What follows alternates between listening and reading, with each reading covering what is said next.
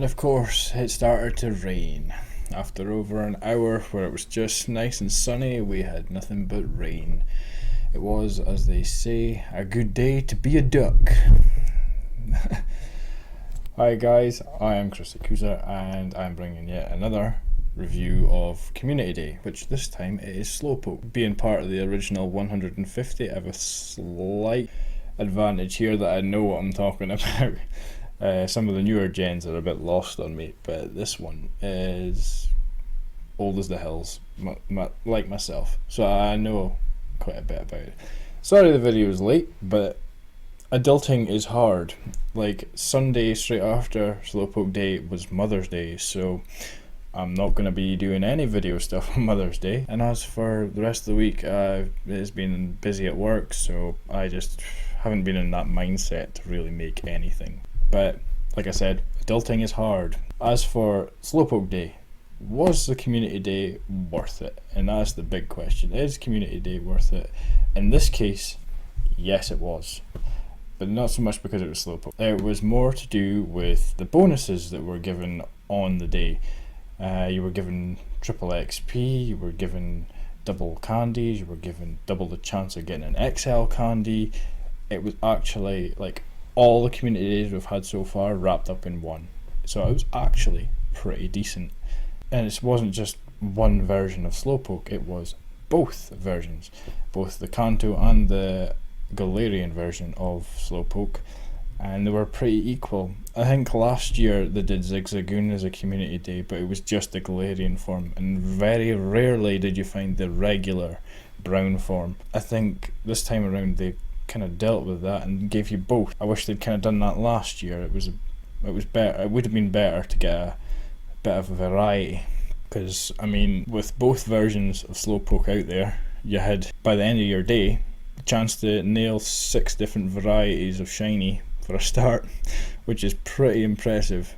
Getting good versions of all these things, a bit more difficult, but not as difficult as you might think. It's actually pretty easy. Spawn rate was really good. In fact, spawn rate I would say was probably on par with Dieno last year, where the map was very overpopulated, but because of the size of a Slowpoke on the map, it actually looked pretty decent, so you were given quite a lot of chances. They also had changed the requirement for how to evolve Galarian Slowpoke. They had changed it from catch 30 poison types to psychic types, which made a huge difference when it came to the evolution stage. The only part I'm really bothered about is the fact it has to be your buddy. I know this probably isn't a big deal for most, but if you look at your buddy history, mine is riddled with Pokemon that you could only have, like, you could only evolve by having it as your buddy. After the evolution, I tend not to stick with them, and there's no way to delete like old buddies that you weren't going to finish. Even if you trade them away, it's still sort of there, and it bothers me. It's a bit untidy. Maybe they should look into that. Other than the usual research tasks that you get, which weren't really hard, I would have said what would have been interesting was if they'd kept to the lore and had Shelder appear as part of the research. Even in the research tasks that you would get out, like field research, it would have been interesting to see Shelder getting involved, since you need Shelder and Slowpoke to make Slowbro. But he didn't get a chance to really pop up in there, and it was a bit of a shame, because how often do you see a Shelder nowadays? Also, another missed opportunity I think was there wasn't any signs of Mega Slowbro on the day, and that was kind of a missed opportunity for them. They didn't even give you Mega Energy through the field research, which again, if you're going to cover all bases of Slowpoke and Slowbro and all this, I think that could have been something that might be sought after. I had enough energy, luckily, to evolve both types, for the original and the shiny, just for the sake of this video, so that will feature in the evolution stage. And to be fair, it didn't cost too much energy to do. I'm sure it was like 100 or something. Same with the evolutions though. Evolutions only cost 50 candy, and if you're on double candy all day, plus chances are you're throwing pin apps out there as well, you're gonna get a lot. I'm pretty sure I'm sitting at about maybe just about 4,000 candies, and I may cut my day short. Cut my day short because of the rain. I wasn't going to hang about. Yeah, it is fairly decent. And the research alone was fairly decent. Like, prizes at the end was given out. It was basically one of each kind of evolution you could get. You were getting a Slowbro, a Galarian Slowbro, a Galarian Slowking, and your normal Slowking. You basically had every version you could. You didn't even have to evolve them, really, unless you were aiming for better versions of what you actually got.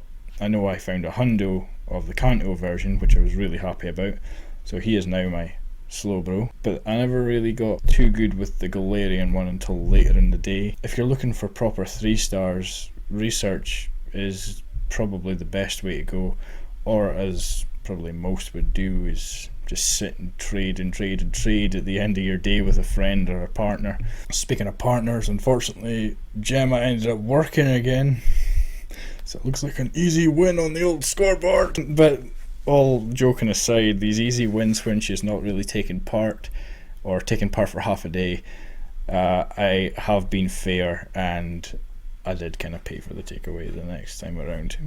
Can't take an easy win all the time, and it's not really fair. However, we're on to the evolution stages next, and the colours of the shinies. Personally, Galarian version was gold, which is really nice looking. Unfortunately for the Kanto one, they kept it basically the same. It was just a paler colour. It would have been nice to have a bit of variation. But the Slowbros seemed to be the ones that were the most colourful. But it's up to you, whatever you like. I'll just let the evolution videos just roll on, and after that we'll talk about elite raids.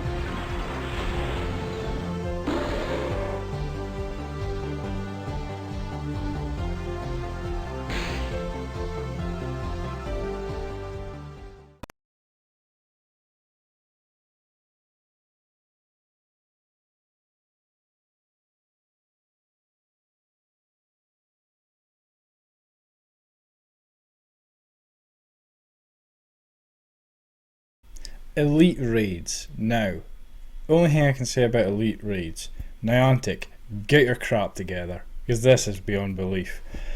It is a disaster when you're pushing this you must meet in person to do this raid and you can't even get it to work yourselves. That is pathetic. Do you know how hard it is to get people together in a rural area just to do one raid? First off, getting kicked out of a lobby, not cool. Not cool at all.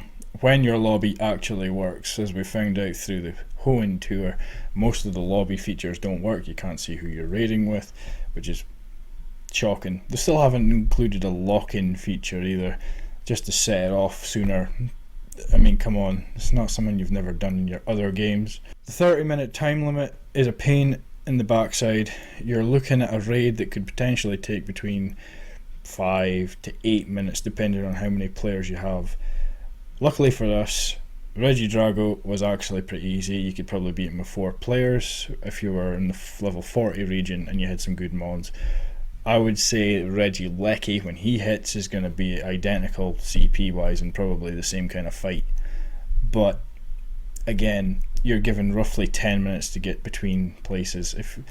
And I would say between places, you're not going to catch just one of these and say that's enough. You're going to catch multiple if you can. We're luckily in an area where you get 3 at a time, and we did about 5 or 6 of these raids, because the fact is, every time we did one, you got a 2-star. 2 stars for meeting in person, really? I mean, come on. Where's the incentive to actually go outside to do these spectacular raids when all you're getting in return is a 2-star? I mean, it's a slap in the face. And it goes same with paid research and you're given a 2-star. Are you kidding me? Like, you can't just like set it up so that you get a 3-star. I mean, you're getting paid money for these one-off mons that you can't get anywhere else. Why preach to people that you have to show up when you can't even get a 3-star out of a basic raid? Like I said, luckily he was a lot easier than Hoopa, which we did last year. Hoopa had this move where he could basically wipe you out in one hit, as you can see. But the fact is, Hoopa was far more powerful, so you needed more players. Again, a near impossible task. We were lucky that we had more than enough players who had taken partners' phones, friends' phones, who were working, because people do work on the weekends, funny enough. But we were lucky this time around to actually do it. But we travelled nearly 12 miles to do an elite raid, and guess what? We got 2 stars. We actually had to go and find another one to make up for the fact that our day was a complete waste. This was our group photo of when we all met up for Hoopa, and we're lucky that most people have kids who also play the game, because they turned up in force to actually help us out. It is what it is. And I could sit and bash Niantic all day long.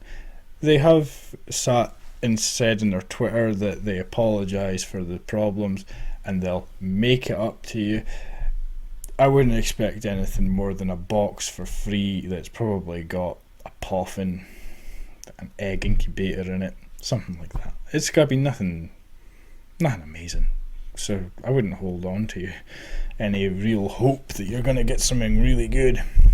But you'll probably not see another Pokemon Go video from me up until about April, when they do Community Day, which will be Togetic. The first time they've ever done a mid-evolution as a Community Day, I think. But I have the theory that that's because they don't want to give you Togepi, because then it'll void the fact that you need egg incubators.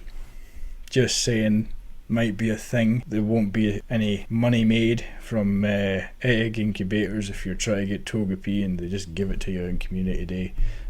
Although they do say there's boosted rates. We heard that back in the day with Noibat being shiny. I can't see anything happening there. At least the candies will be good for when you catch them, you know. They are doing Regidrago on the 9th of April. I'll include any footage of that in the next community video, because there's any point making a separate video for just that. Anyway, I think that's pretty much it. So leave my video a like if you liked the video. Leave your thoughts in the comments. How did your community day go? Did you get anything good? Let me know, and I hope to see you again in the next one. Thank you very much, guys, and see you later.